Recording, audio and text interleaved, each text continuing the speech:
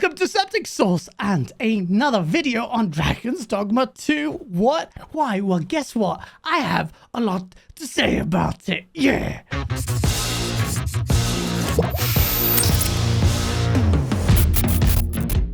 Bro, this is what happened for people who aren't in the internet sphere, right? Dragons Dogma 2, great game, got to play a few hours early just before the release of the game, and when it comes out, guess what? It's revealed Dragons Dogma 2 has a whole litany of microtransactions for this single player only game. Guess what happens? The internet freaking loses its mind, yeah? Steam numbers tank, overwhelmingly negative. The virgins descend upon this game. Guys, are you being dismissive of these microtransactions? Well, no. Guys, how can you defend this? Well, I'm not really, but it's time to add some nuance in a world full of absolute utter shegs. If you don't know what a sheg is, go and search on Urban Dictionary and you'll figure it out yourself. Because there are a lot of shegs in this space. For someone who isn't even gigantic, like a high fantasy fan, I got to witness firsthand the overreactions from day one. On the one side, massive outrage. Wow! Outrage, the sacrilege. And on the other side, you have some corporate guys just guzzling it. Just, it's Capcom, it's normal. What happened? It's not a big deal. But there was hardly anyone in the middle. It seems like you could count on singular digits the amount of people who were just trying to speak sense about this whole thing. So can we unpack it here? Can we actually talk about the nuance of these things? First of all, yeah, misinformation. There was so much of it right off the bat. You can't change the character's appearance unless you pay for it. Wrong. Yes, you can. Yes, you can. Oh, you can't fast travel unless you buy these, what would $1, $2 things? Oh no, this is disgusting. Yes, you can. Yes, you can.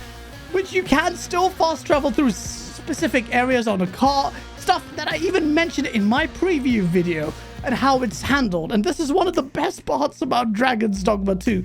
But some people, if they want to, could choose to use basically a cheat mode and pay for the cheats and play their single player game the way they want, which is, to me, counterintuitive about what the game is actually about.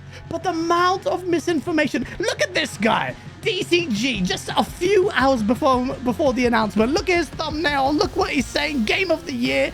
Dragons Dogma 2 is the best game I have played so far in 2024.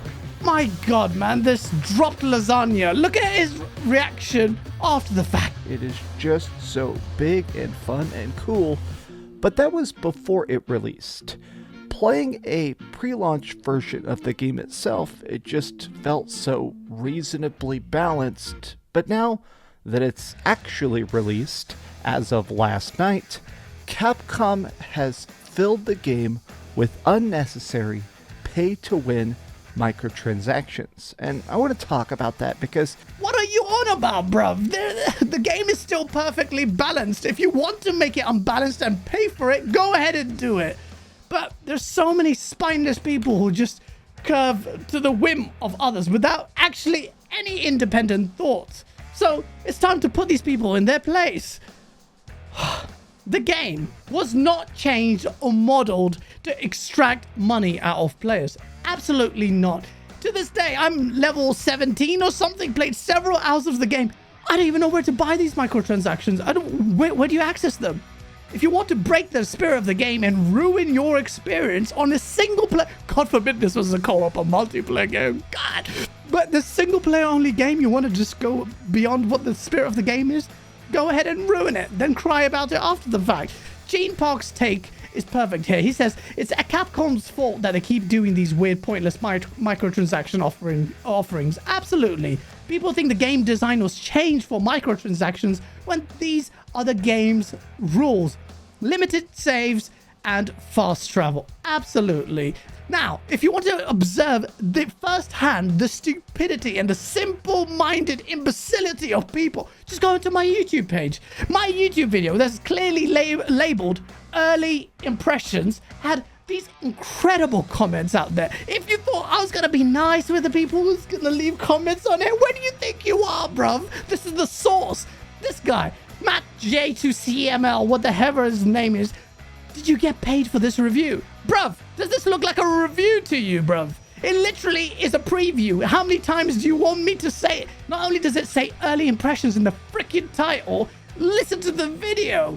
In my journeys, I'll come up with some reservations, lots of negatives. This is me waxing lyrical about this game, and the only reason for that is because I genuinely feel this. Give you an idea of the hive mind mentality of people. This game is getting destroyed on Steam. Wow, God forbid you could think for yourself. You have to see what the Horde are saying, yeah? Due to heavy microtransactions, you have to pay real money to fast travel. No, you don't. Wrong. You don't need to do that.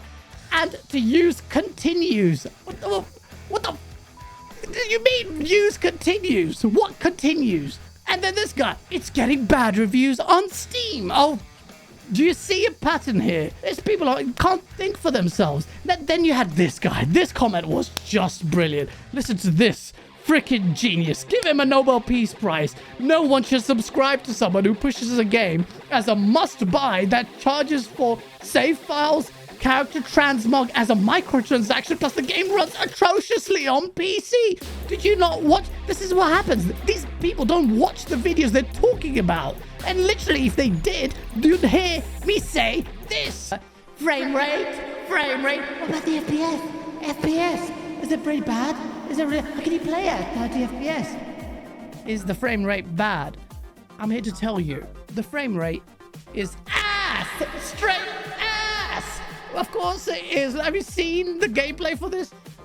In some bits, it just stutters. Like, if you go into town, it's like opening a flip book sometimes, bruv. This is the kind of people you have. If you have people like this in your life, cut them out. Cut them out. What value do these people bring into your life? And then they go ahead and try to give speeches. Later on, he did apologize. He said he was feeling a little bit emotional, but you don't get to escape from your stupidity. This shaggery needs to be put in its place. Now, it wasn't just my YouTube comments.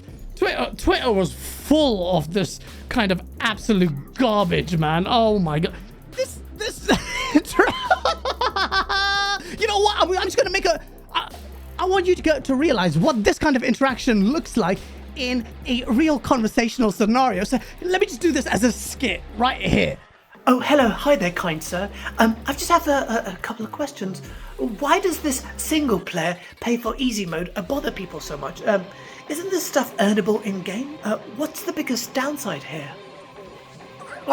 Are you freaking serious? The fact that you have the audacity... Look...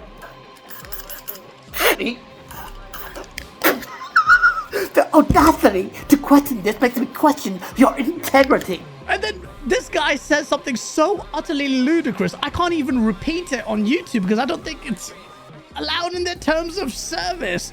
I just want you to see the levels of simple-minded, single-digit IQ lemmings that inhabit this planet. You can enjoy Dragons Dogma 2 without paying for anything. In fact, if you actually pay for anything, you are ruining your own gaming experience. You are going against what the spirit of this game is. I'm not downplaying it. The first reaction here, it just breaks it down to you what I think. But microtransactions in a full price game, they are lame. They are lame, especially when the freaking director of the game says there's no fast travel because it makes your game boring. Well, riddle me this. How can you say that? And then not only have fast travel in your game, and then also add an option to pay for it. Was it worth it? Was it worth all the negative reactions of including these microtransactions? Was it really worth it? Are a lot of people actually going to pay for it? And if they do, how does that affect the rest of you? I get it. Capcom, they suck. Capcom always do this. They've been at the forefront of introducing things like this from Resident Evil 5 and onwards. So in many ways, I am glad people are calling it out. But the manner in which so many disingenuous melts are calling it out is so counterintuitive to what this discussion needs to be. Ultimately, these transactions shouldn't even be in a game. It's a full price game. It's a single player only game. And worse still, it strikes at the heart of what you want to do. But if people want to break it, people want to use a cheat mode and then pay for that service, well, what can you do? You people need to give freaking props to From Software. If anyone in this space deserves cred, any development outfit, it's From. Software. These guys are G's, man. They give you not only incredible titles, they constantly deliver, and they are one of the few ones who have a distaste for microtransactions when they can easily get away with it. Last year, one of my Game of the Year front runners was Armored Core.